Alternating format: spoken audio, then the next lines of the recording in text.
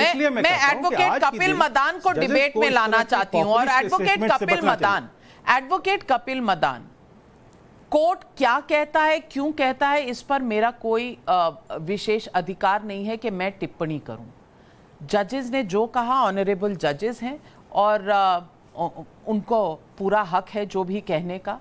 लेकिन एक आम नागरिक की तरह जो मेरी समझ है, अगर हम ये कहें कि नुपुर शर्मा रिस्पॉन्सिबल है उदयपुर के लिए, तो फिर क्या जो मोहम्मद गौस और रियाज का अरेस्ट हुआ है, क्या इसे तफ्तीश को बंद कर देना चाहिए?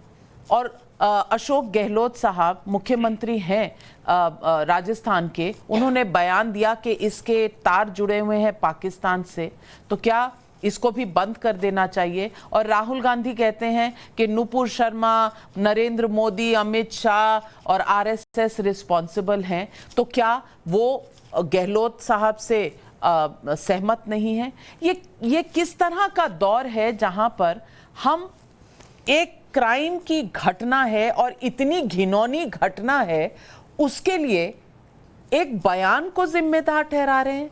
Are we giving them an escape root?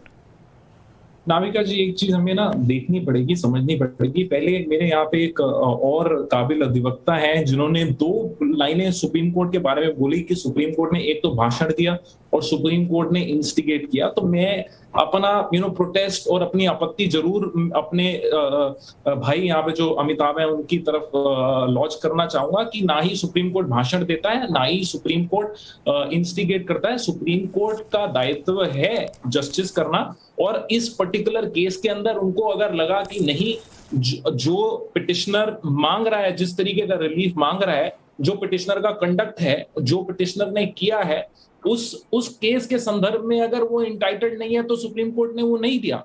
अब मैं आपकी दूसरी बात का जवाब देता हूं नाविका जी, क्या बयान किसी वायलेंस के लिए रिस्पॉन्सिबल होते हैं? तो मैं सिर्फ एक लीगल आर्ग्यूमेंट आपको बताऊं नाविका जी, अगर कोई एक बयान करता है, उस बयान से इंस्टिगेट होकर अगर कोई वायलेंस करता है, देखिए वायलेंस कोई जस्टिफिकेशन नहीं है, लेकिन दोनों ही इंसान, जो बंदा इंस्टिगेट कर रहा है और जो बंदा प्रोवोक होके किसी भी तरीके का कोई भी अपराध कर रहा है, दोनों कानून के तहत इक्वली रिस्पॉन्सिबल हैं और दोनों के अगेंस्ट कार्रवाई बनती है।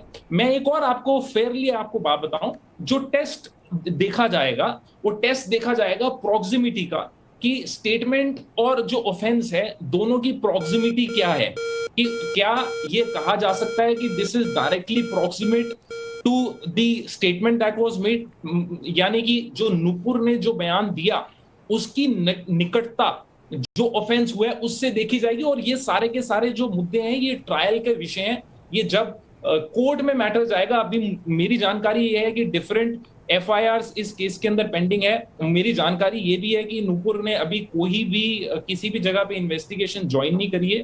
परहैप्स ये शायद ये एक सुप्रीम कोर्ट को अपनी रेमेडी अवेल करना चाहती थी, जो सुप्रीम कोर्ट ने नहीं करी है। ये जांच के अंदर आपको निकल के आएगा कि क्या हुआ, कौन था, कौन नहीं था।